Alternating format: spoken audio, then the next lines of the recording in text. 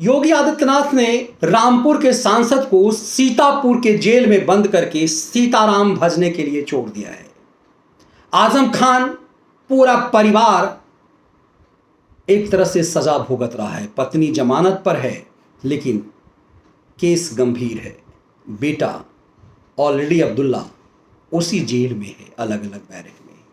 वो आजम खान जो हमेशा जहरीला बोलता था, वो आजम खान जो अताताई था, वो आजम खान जो वर्दी वाले अधिकारियों को नौकर समझता था, वो आजम खान जो किसी रास्ते से जाता था, यदि उस रास्ते में कीचड़ मिल गया तो डीएसपी को घरेलू नौकर की तरह डांटता था कि तुम्हारा ट्रांसफर हमने इसीलिए यहां करवाया था, सर रहे थे कहीं तुम। वो आजम खान जिसने एक पुलिस अधिकारी पाल रखा था, जिसके खौफ से पूरे उत्तर प्रदेश में डीजीपी स्तर तक के पुलिस अधिकारी डरते थे। वो आले हसन, वो खुद भी वह भी जेल में है।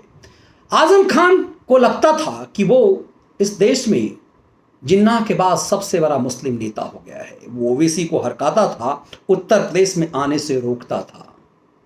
वैसे आजम खान के जेल जाते ही ओवैसी की ताकत उत्तर प्रदेश में मानो बढ़ने लगी है। आजम खान के ऊपर 100 से ज्यादा मुकदमे दर्ज हुए, लेकिन एक भी मुस्लिम समुदाय का व्यक्ति आजम खान के साथ के लिए प्रदर्शन करने नहीं आया।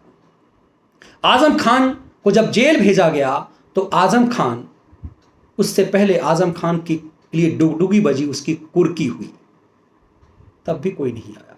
आजम खान एक जौहर यूनिवर्सिटी, मौलाना जौहर अली खान यूनिवर्सिटी बना रहा था सरकारी जमीन पर।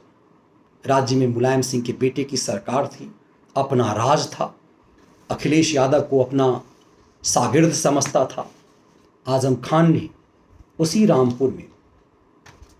रामपुर के नवाब के खिलाफ एक मुहिम चलाया, नवाब परिवार के खिलाफ, और अपने आप को मसीहा बनाया। आजम खान के ऊपर तब जाकर के पता चला कि वो भैंस चोरी, बकरी चोरी, किताब चोरी से लेकर ना जाने कितनी जमीन चोरी की है। यूनिवर्सिटी बना रहा था एक ट्रस्ट बना करके गरीब बच्चों के शिक्षा के नाम पर, लेकिन उसे एक धार्मिक संस्था बना दिया। और आजम खान ने गैर कानूनी तरीके से 101 बीघा जमीन दलितों से छीन ली। आजम खान ने अपने समुदाय के लोगों की जमीन गैर कानूनी तरीके से कब्जे की। जब योगी आदित्यनाथ की सरकार आई तो पता चला कि अत्याचारी अताताई आजम ने रामपुर पर इतना अत्याचार किया हुआ है। उसका सब कुछ लुट रहा था, लेकिन उसका जौहर अली यूनिवर्सिटी वो बच रहा था, जिसमें वो आजीवन उसका प्रेसिडेंट, उसका चेयरमैन था। उसकी पत्नी सचिव थी आजीवन, उसने वाइस चांसलर नियुक्त कर रखा था। लेकिन ये यूनिवर्सिटी सरकार की नहीं, उसकी निजी प्रॉपर्टी थी। यहीं से फिर से एक अलीगढ़ यूनिवर्सिटी बनना था।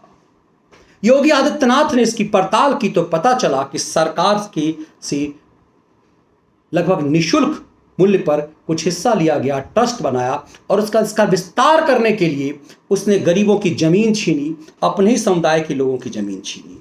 173 एकड़ जमीन उसने कब्जा कर लिया, और पूरा यूनिवर्सिटी कैंपस का जो 265 एकड़ जमीन है, उसमें से मात्र 62 एकड़ जमीन ही माना गया कि ये वाजिब है। बाकी चैरिटी के नाम पर लूट मचाया गया।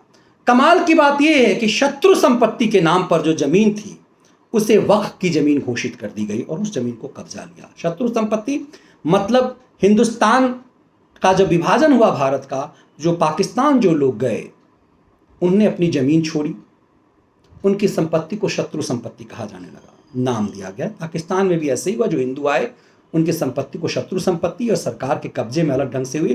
लेकिन यहां पर बड़ी चालाकी से, वहां तो पाकिस्तान में हिंदुओं की प्रॉपर्टी सरकार की होगी, यहां बड़ी चालाकी से वक्फ की प्रॉपर्टी कांग्रेस के दौर में हुआ, और इस वक्फ की प्रॉपर्टी को आजम खान जैसे नेताओं ने अपनी बपौती बना ली। योगी अब उन्हीं चीजों पर प्रहार मार रहे हैं।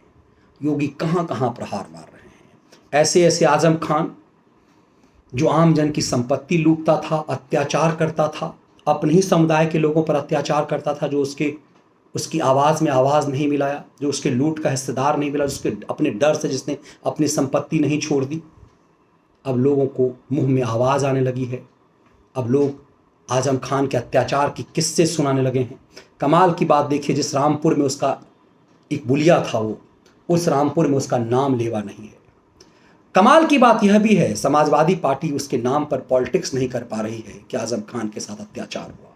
वो इसलिए क्योंकि समाजवादी पार्टी को पता है कि आजम खान ने जो अत्याचार किए हैं वो ज़्यादातर अत्याचार अपनों के खिलाफ किए हैं। अपने कौन हैं जिनके नाम पर तुष्टीकरण की राजनीति होती है। ये खेल असली दिलचस्प है। आगे आगे देखिए इन आजमों का हो क्या रहा है। राज योगी का है, इसीलिए कहते हैं वहाँ इकबाल है।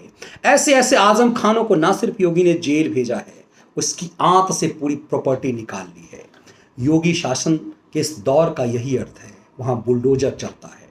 और तभी मुख्तार अंसारियों, अतीक अहमदों को न सिर्फ जेल भेजा गया, मुख्तार अंसारी को तो उत्तर प्रदेश से खींच कर लाया गया। इन सब की प्रॉपर्टी जब्त कर ली गई, इनके गुर्गों की तक की प्रॉपर्टी जब्त कर ली गई। इसे सत्ता का इकबाल कहते हैं।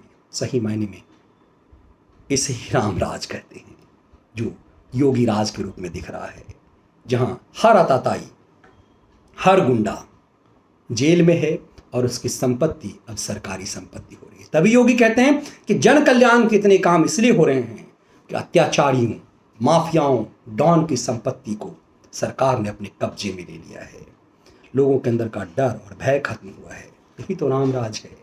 इन आजम खानों जैसे अताताइयों का अंदर होना ही सिर्फ रामराज नहीं है। इनकी लूट की संपत्ति सही मायने में जन कल्याणकारी भी हो सके, ये रामराज है। ये विश्लेषण आपको कैसा लगा जरूर अपने कमेंट्स के साथ बताइएगा। बहुत बहुत धन्यवाद।